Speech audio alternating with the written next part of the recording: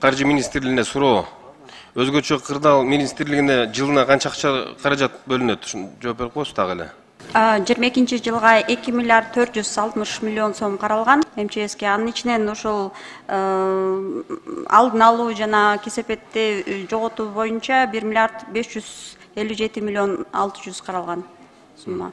Бүгүнкү күндө ошол 1 миллион 557 миллион сомдун акчаны 833 миллион ачып бергенбиз. Бул айга да май айында да МЧС кандай заявка берсе ошонун негизинде ачып берип атабыз. Айтайын деген бул өзгөчө кырдаал министрлигине суроо 1,5 миллиард алдын алуу боюнча. Бул эмне деген каражаты? Бунун ичине көпүрө, жол, соц объекттер кирет да. Ошолор боюнча, мисалы өзүңөр мониторинг кылып көрдүңөр беле? Чет өлкөдөгүдөй, жакын коңшу мамлекеттерде страховать этипчи. Ошондой бир практика жүзүндө барбы силерде? 2016 жылы ошол эки өзгөчө кырдаалдар министрлигинин сунушу менен жанагы страховая закон о страховании кабыл алынып, бүгүнкү күндө ошол иштеп жатат.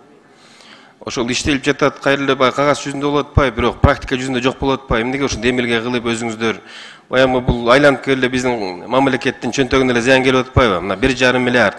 Эми өзүңөр мониторинг кылып көрсөңүздөр, бир эле көпөрөгө бир 4-5 бир жылына бир 2-3 жолуна ремонт кыласыңар да, канча деген акча каражат кетип атат. Аны осы страховая компания өткөрүп берип койсоңор, алар жооптуу болот. Салыныш сапаты боюнча да өздөрү көзөмөл жүргүзөт. Страхованиянын алдын ала сиздерден биринчи алар көзөмөл кылып алат да, акт приемка мененчи. Бул сиздерге да жумушуңа жеңилдетмек жана ошол өзүнүн эле бюджеттин чөнтөгүнө кичине болсо да пайдасы тиймек да. Ошол боюнча бир сунуш берип коет элем сиздерге. Бир көтөрүп эмки жыйынга келип бир сунушуңар бергилечи бизге. Өз анализдеп көргүлө канча каражат кетип атат ошол көпүрө, жол, соц объекттерге. Страхование кылып койсок канча каражат үнөмдөнмөкпүз деген бир анализ кылып туруп сунуш бериңиздерчи, сураныч. Жарайт, сунушуңузду кабыл алдык.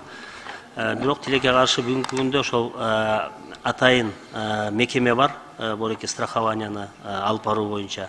Бүгүнкү күндө биз өзүбүздүн деңгээлде иштерди алып барып атабыз. Эл арасында дагы ошол түшүндүрмө иштерди жүргүзүп, окууларды окутуп жүргүзүп атабыз. Ошо биз ошол учурдан пайдаланып, урматтуу депутаттар, сиздерден да суранып кетмекчимин. Ошол шайлоочуларыңыздардан баягы өтүнүч менен ушу ар дайым жолуккан маалда ошол элге дагы чогуу жеткизсек деген оюм бар. Элге чогуу жеткизип, ошол кээ бир тургундарыбыз, кээ бир ошол шайлоочуларыбыз ошол баягы страхованиянын эмесин, маанисин түшүнбөй атат да, чынындачы. Рахмат. Сиз айткан страхование мекемеси бүгүнкү күндө иштебейт толуккандуу. Иштеш үчүн сиздер демилге көтөрүп алып келишиңиздер керек бияка. Анан биз жалпы ошол шайлоочуларга болобу, жарандарга болобу өзүбүздүн маалыматыбызды тийиштүү беребиз да. Экинчи суроо, жайыт комитеттери мисалы жакшы акча каражат топтойт. Ошол эле боло турган селдин баары ушу жайыт жерлерде болот да, алар биринчиден билет. Эмне себептен бир гана өзгөчө кырдаал министрлиги гана бул маселе менен баш ооруйт да, а жайыт комитетинен эмне жардамдар болобу, барбы ошол механизм? Өзгөчө кырдаал министрлиги айтып коесузбу? Мындай практикалар бар.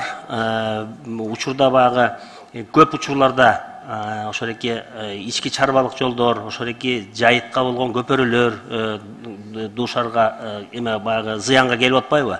Ошол учурда алар өздөрүнүн ошол жайыт комитеттери ошол тиешелүү иштерди жүргүзүп, өздөрү восстанавливать этет буларды. Акыркы могул өзгөчө кырдаалдарда өзүңөрдүн иш состав менен жакшы иш чаралар жүргүздүңөр. Ишиңиздерге ийгилик. Рахмат.